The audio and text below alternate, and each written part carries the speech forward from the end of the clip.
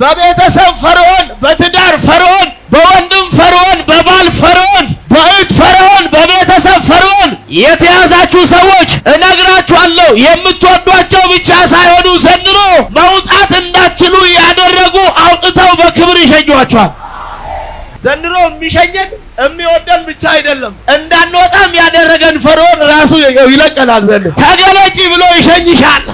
ሂጂ እንደ አምላክሽ ቃል አገልግዪ ብሎ የምትፈልገውን ከጠላት እንድትቀበል እግዚአብሔር የሚሰጥ ብር አይደለም። ሞገስ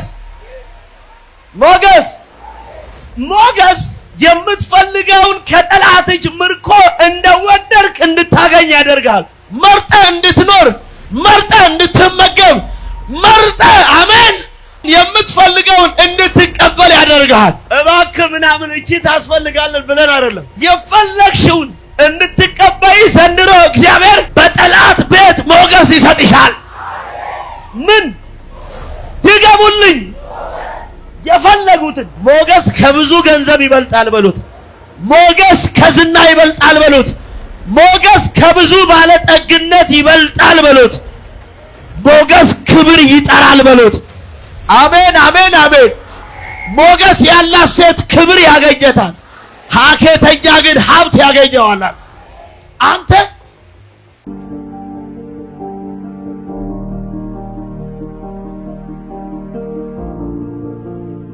መጽሐፍ ቅዱስ የያዛችሁ ሰዎች ከኔ ጋር ቶሎ አውጡልኝ። ዛሬ በዚህ ቃል መሰረት ለብዙ ዘመን ደክመሽ ያጣሽውን ነገር አሁን መቀበል ትጀምሪያለሽ።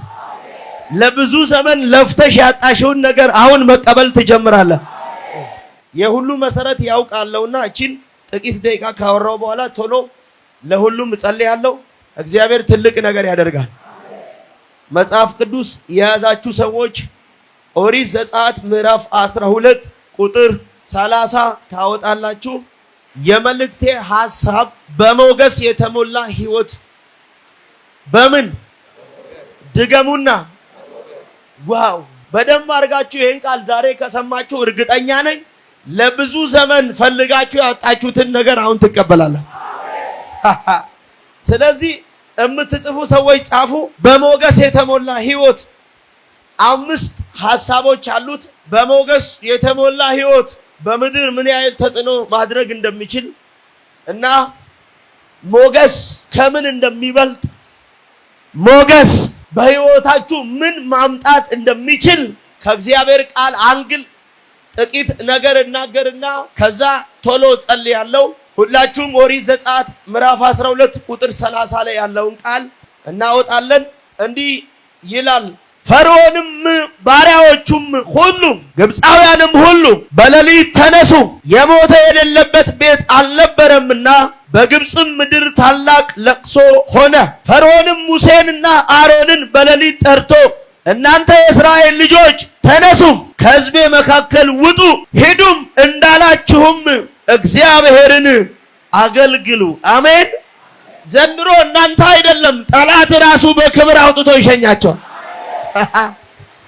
ፈርዖን እንዲህ ብሎ ጠራቸው ሙሴንና አሮንን፣ እናንተ የእስራኤል ልጆች ከሕዝቤ መካከል ተነሱ፣ ምን በሉ ውጡ፣ እግዚአብሔር እንዳላችሁ አገልግሉት አለ።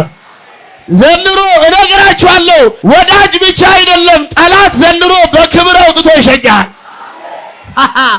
በቤተሰብ ፈርዖን፣ በትዳር ፈርዖን፣ በወንድም ፈርዖን፣ በባል ፈርዖን፣ በእህት ፈርዖን፣ በቤተሰብ ፈርዖን የተያዛችሁ ሰዎች እነግራችኋለሁ የምትወዷቸው ብቻ ሳይሆኑ ዘንድሮ መውጣት እንዳትችሉ ያደረጉ አውጥተው በክብር ይሸኟችኋል። ዘንድሮ የሚወድሽ ብቻ አይደለም ፈርዖን የሆነብሽ አክብሮ ያወጣሻል። እግዚአብሔር እንዳላችሁ ውጡና አገልግሎት። ማን ያለው? ፈርዖን። እናንተ የእስራኤል ልጆች ሕያው የአምላክ ባሪያዎች እና ከሕዝቤ መካከል ውጡ፣ እግዚአብሔር እንዳላችሁ አገልግሎት። ዘንድሮ እግዚአብሔር እንዳለ ወጥተህ ታገለግላለህ። እግዚአብሔር እንዳለ ወጥተህ ታገለግያለሽ። ዘንድሮ የሚሸኘን የሚወደን ብቻ አይደለም፣ እንዳንወጣም ያደረገን ፈርዖን ራሱ ይለቀናል። ዘንድሮ ተገለጪ ብሎ ይሸኝሻል። ሂጂ እንደ አምላክሽ ቃል አገልግዪ ብሎ ሃሌሉያ።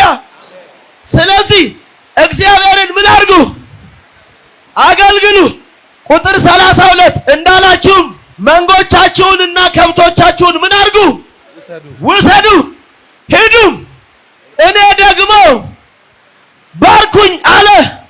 ቁጥር 33 ግብፃውያንም ፈጥነው ከምድር ይወጡ ዘንድ ሕዝቡን ያስቸኮሏቸውም ነበር፣ ሁላችንም እንሞታለን ብለዋልና። ቁጥር 34 ሕዝቡም ሊጡን ሳይቦካ ተሸክመው ቡቃያውንም በልብሳቸው ጠቅልለው በትከሻቸውም ተሸከሙት።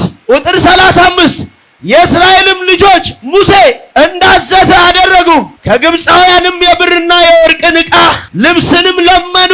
ቁጥር 36 እግዚአብሔርም ለሕዝቡ በግብፃውያን ፊት የፈለጉትን እንዲሰጧቸው ሞገስን ሰጠ። ሄይ ዘንድሮ የምትፈልገውን እንድትቀበል እግዚአብሔር በጠላት ፊት ሞገስ ይሰጥሃል። በወዳጅ ፊት፣ በጠላት ፊት እግዚአብሔር ዘንድሮ ሞገስ ይሰጥሻል። የምትፈልገውን ከጠላት እንድትቀበል እግዚአብሔር የሚሰጥ ብር አይደለም፣ ሞገስ። የመጀመሪያው ቁጥር 1 የምትወደውን ከጠላት እጅ እንድትቀበል ይረዳሃል። ሞገስ የምትፈልገውን ከጠላት እጅ ምርኮ እንደወደድክ እንድታገኝ ያደርጋል። መርጠ እንድትኖር፣ መርጠ እንድትመገብ፣ መርጠ አሜን የምትወደውን የምትፈልገውን እንድትቀበል ያደርጋል። አሜን። እግዚአብሔር ዘንድሮ በግብፃውያን ፊት ሞገስ ይሰጣቸዋል። ለምን? የፈለጉትን መርጠው ምን እንዲሉ አትናገርም። ለምነሽ አይደለም ዘንድሮ እባክህ ምናምን እቺ ታስፈልጋለን ብለን አይደለም። የፈለግሽውን እንድትቀበይ ዘንድሮ እግዚአብሔር በጠላት ቤት ሞገስ ይሰጥሻል። ምን ድገሙልኝ? የፈለጉትን ይሄ ያስፈልገናል እያልን ከዚህ በኋላ ሹር ጉድ አንልም። ብዙ ፈርዖኖቻችሁ ነው ዘንድሮ እንደ እግዚአብሔር ቃል አምላካችሁን እንድታገለግሉ አውጥተው የሚለቋችሁ። በግብፃውያን ፊት የፈለጉትን እንዲሰጧቸው ሞገስን ሰጠ። እነርሱም ግብፃውያንን ምን አረጉ? ሞገስ ስትቀበል ዘንድሮ ጠላትን ትበዘብዛል። ድገሙልኝ። ሞገስ ስትቀበል በሉ። አንደኛ በሉት የፈለከውን እንዲሰጥ ያደርግሃል በሉት። ሁለተኛ በሉት ከጠላት ቤት ምርኮን ትበዘብዛለህ በሉት። አሜን አሜን አሜን። ምን ስትቀበል? ድገምልኝ አንተ። ዋው አሜን።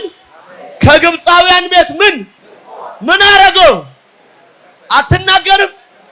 ዘንድሮ ከአሕዛብ ቤት ምርኮን እንበዘብዛለን። ሄይ ከጠላት ቤት ዘንድሮ ምርኮን እንበዘብዛለን። ከሚወዱንም ከሚጠሉም ቤት ዘንድሮ ምርኮን እንበዘብዛለን። ምን እንዲህ የሚሉ ከልካዮች ዘንድሮ እንዲሰጡ ምን ሞገስ ትበዘብዛለህ። አሜን ይሁን። እነርሱም ግብፃውያንን ምን አረጉ? የእስራኤልም ልጆች ከራምሴ ተነስተው ወደ ሰኮት ሄዱ። ከሕፃናቱም ሌላ 600,000 ሰው የሚያህል እግረኛ ነበር። ደግሞም ሌላ ብዙ ድብልቅ ሕዝብ፣ መንጎች፣ ላሞችም እጅግ ብዙም ከብቶች ከእነርሱ ጋር ወጡ። ቁጥር 39 ከግብፅም ከእነርሱም ጋር ያወጡትንም ሊጥ ጋገሩ፣ አልቦካም ነበር። ቂጣ እንጎቻም አደረጉት። ግብፃውያን በመውጣት ስላስቸኮሏቸው ይቆዩ ዘንድ አልተቻላቸውም፣ ስንቅም አላሰናዱም ነበር እያለ ይናገራል። ለብዙ ዘመን ከደከሙበት እግዚአብሔር ሕዝበ እስራኤል ባዶ እንዳይወጣ በግብፃውያን ቤት ሞገስ፣ የሚወዱትን እንዲሰጧቸው ሞገስ፣ ምርኮን ከጠላት ቤት እንዲበዘብዙ ሞገስ። ዋው ዘንድሮ ከጠላት ቤት ምርኮን እንድትበዘብዝ እግዚአብሔር በሚወድም በሚጠላም ፊት ሞገስ ይሰጣል። የምትወደውን እንዲሰጡ ከበላተኞችና ከአስጨናቂዎች ቤት እግዚአብሔር ሞገስ ይሰጣል። አሜን ይሁን። ምሳሌ ምዕራፍ 11 ቁጥር 14 ጀምሮ እስከ 16 አነበዋለሁ። መልካምም ምክር ከሌለ ዘንድ ሕዝብ ይወድቃል፣ በመካሮች ብዛት ግን ደህንነት ይሆናል። ቁጥር 15 ለማያውቅ የሚዋስ ክፉ መከራን ይቀበላል፣ ዋስነትን የሚጠላ ግን ይድናል። ቁጥር 16 ሞገስ ያላት ሴት ክብር ታገኛለች፣ ሀኬተኛም ሀብት ያገኘዋል። ምን ያላት ሴት? ሞገስ ያላት ሴት ምን አትናገሩም? ክብርን ታገኛለች አለ። ሀኬተኛም ግን ምን ሀብት። አይታችኋል? ስሙኝ፣ ከገንዘብ ሞገስ ይበልጣል።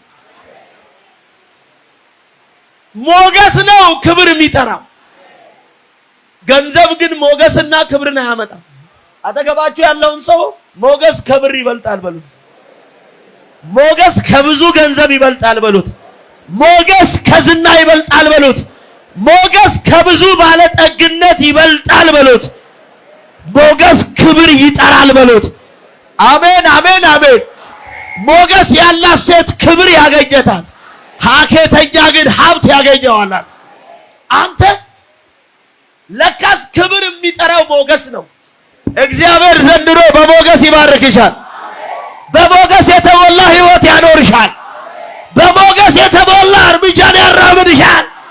ያን ጊዜ ክብር ያገኝሻል። ያን ጊዜ በረከት ያገኝሻል። ያን ጊዜ ሀብት ያገኝሻል። ያን ጊዜ እውቀት ያገኝሻል። ሞገስ አሜን፣ ክብር ያመጣል። ሞገስ ያላት ሴት ክብር ያገኛታል። ሀኬተኛ ግን ምን ሀብት። ዋው! ክብር ለወደደን ይሁን። አሜን። ሞገስ ያላችሁ ሰዎች ዘንድሮ እነግራችኋለሁ ክብር ያገኛችኋል። በሞገስ የጠገበ ህይወት፣ በሞገስ የተሞላ ህይወት ዘንድሮ ክብር ያገኘዋል። ሰው የለም እዚህ ቤት ምን ያገኛችኋል? በጠላት ቤት እግዚአብሔር ሞገስ ይሰጣችኋል። የምትወዱትን እንድትቀበሉ ያደርጋችኋል። ከጠላት ቤት ምርኮን እንድትበዘብዙ ይረዳችኋል። ምን ሞገስ ሞገስ። ምሳሌ ምዕራፍ 22 ቁጥር 1 ላይ እዚሁ ቀጥሉልኝ። እንዲህ ይላል፣ መልካም ስም ከብዙ ባለጠግነት ይሻላል፣ መልካም ሞገስ ከብርና ከወርቅ ይበልጣል። ወይኔ ሄይ! መልካም ምን ስም ከብዙ ባለጠግነት ይሻላል። ከዛስ ምን ድገሙልኝ? መልካም ሞገስ ከብርና ከወርቅ ይበልጣል። ሶስት ጻፋችሁ አይደል? መልእክት እኮ ነው። አራተኛ ብላችሁ ጻፉልኝ። ገንዘብና ብር በሉት፣ ዝናና ሀብት በሉን፣ ይጠፋል በሉን። መልካም ስምና ሞገስ ግን አይሻርም በሉት፣ አይለወጥም በሉት፣ አይጠፋም በሉት። አሜን። መልካም ስምና አሜን፣ መልካም ሞገስ ከብዙ ባለጠግነት አሜን፣ ሃሌሉያ፣ ከብርና ከወርቅ አሜን፣ አሜን፣ ሃሌሉያ። ዋው! ብሩ ያልፋል፣ ወርቁ ያልፋል፣ መልካም ስምና ሞገስ ግን ለዘላለም ይቀጥላል። ሰው የለም እዚህ ቤት ሃሌሉያ፣ ለዘላለም ይቀጥላል። መልካም ስምና ሞገስ ለመጨረሻ ለዘላለም እስከ ፍጻሜው ይጸናል። አረ እግዚአብሔር በሞገስ ይባርካቸው። ዋው! መልካም ስም ከብዙ ባለጠግነት ይሻላል። ከዛስ መልካም ሞገስ ከብርና ከወርቅ ይበልጣል። እግዚአብሔር ሞገስ ይስጣችሁ። ዘንድሮ እነግራችኋለሁ ከጠላት ቤት ምርኮን ትበዘብዛላችሁ። ዘንድሮ እግዚአብሔር ሞገስ ይስጣችሁ። የምትወዱትን ከጠላት እጅ እንድትቀበሉ ያደርጋችኋል። ሃሌሉያ! ዋው! የመጨረሻ ሐዋርያት ሥራ ምዕራፍ 7 ቁጥር 10 ላይ ያለውን ቃል እናንብብና አዲስ ኪዳን እንጨርሳለን። አንድ ጀምሮ እናንብበው በደንብ። የመጨረሻ ቁጥር 1 ሊቀ ካህናቱም ይህን ነገር እንዲህ ነውን አለው። እርሱም እንዲህ አለ፣ ወንድሞችና አባቶች ሆይ ስሙ። የክብር አምላክ ለአባታችን ለአብርሃም በካራን ሳይቀመጥ ገና በሁለት ወንዝ መካከል ሳለ ታየና ከሀገር ከዘመዶች ወጥተህ ወደ ሰማይ ወደ ማንኛው ምድር ና አለው። በዚያንም ጊዜ ከከሌዳውያን ሀገር ወጥቶ በካራን ተቀመጠ። ከዚያም አባቱ ከሞተ በኋላ እናንተ ዛሬ ወደምትኖሯት ወደዚች ሀገር አወጣው። በዚችም የእግሩ ጫማ እንኳን የሚያህል ርስት አልሰጠውም። ነገር ግን ልጅ ሳይኖረው ለእርሱ ከእርሱም በኋላ ለዘሩ ርስት አድርጎ ይሰጠው ዘንድ ተስፋ ሰጠው። ለማ ለአብርሃም። እግዚአብሔርም ዘሩ በሌላ ሀገር መጽዋዕተኞች እንዲሆኑ 400 ዓመትም ባሪያዎች እንዲያደርጓቸው እንዲያስጨንቋቸውም እንዲተናገረ። ቁጥር 7 ደግሞም እግዚአብሔር እንደ ባሪያዎች በሚገዟቸው ሕዝብ ላይ እኔ እፈርድባቸዋለሁ፣ ከዚህም በኋላ ይወጣሉ፣ በዚህም ስፍራ ያመልኩኛል አለ። ቁጥር 8 የመገረዝን ኪዳንም ሰጠው። እንዲሁም ይስሐቅን ወለደ። በስምንተኛውም ቀን ገረዘው። ይስሐቅም ያዕቆብን፣ ያዕቆብም 12 አባቶችን አለቆች የአባቶቻቸውንም አለቆች በዮሴፍ ቀንተው ወደ ግብፅ ሸጡት። እግዚአብሔርም ከእርሱ ጋር ነበረ። ቁጥር 10 በመከራም ሁሉ አወጣው። በግብፅም ንጉሥ በፈርዖን ቤት ሞገስንና ጥበብን ሰጠው። በግብፅና በቤት ሁሉ ላይ ብትወድድ አድርጎ ሾመው። እስቲ ምንን ሰጠው? በግብፅ ሀገር ወስዶ ባሪያ አድርጎ የሸጠው ማንን ነው? ዮሴፍን። በግብፅ ሀገር ሲኖር እግዚአብሔር በግብፃውያን ፊት ምንን ሰጠው? ሞገስን፣ ጥበብን ሰጠው ይልና ንጉሡም ይላል በቤቱ ሁሉ ላይ ብትወድድ አድርጎ ሾመው። አንተ ሞገስ ባሪያን ንጉሥ ያደርጋል። አንድ ሰው ዘሎ አሜን ይበላ። ሞገስ የተናቀውን ሰው ለንጉሥ ዘውድ አድርጎ ያስቀምጠዋል። ሞገስ የተናቀውን ሰው የዛገውን በትር ንጉሥ እንዲዘረጋለት ያደርጋል። እግዚአብሔር ሞገስንና ጥበብን ይስጣቸው። እነግራችኋለሁ፣ በተናቃችሁበት ከተማ ዘንድሮ ትሾማላችሁ። ተወዳጆች ትሆናላችሁ። ተሰሚዎች ትሆናላችሁ። እኔ አንድ ሰው ዘሎ አሜን ይበለኛ። ቁጭ በሉልኝ ስሙ። ብትወድድ አድርጎ ምን አደረገው? በምኑ ላይ? ባሪያዋ እኮ ነው። አተ ጻፉልኝ። አምስተኛ ሞገስ በሉት። ባሪያን ንጉሥ ያደርጋል በሉት። ዋው! ምን ድገሙልኝ። ሞገስ የተናቀውን ሰው ከትቢያ አንስቶ ከንጉሥ ገበታ ጋር ያስቀምጣል። ዋ! ምን ጨምሩና እነግራችኋለሁ፣ አይሆንም የተባለውን አዋጅ ያስቀይራል። እግዚአብሔር እንዲህ ብሎኛል፣ ሞገስ እሰጣችኋለሁ። ባሪያዎች እንደ ምናምን የተቆጠራችሁ፣ በሰው ቤት በሰው ሀገር የተሸጣችሁ፣ ዘርና ዘመን እንደሌለው አድርጋችሁ የተጣላችሁ፣ እግዚአብሔር እንዲህ ብሎኛል፣ ዘንድሮ ትሾማላችሁ።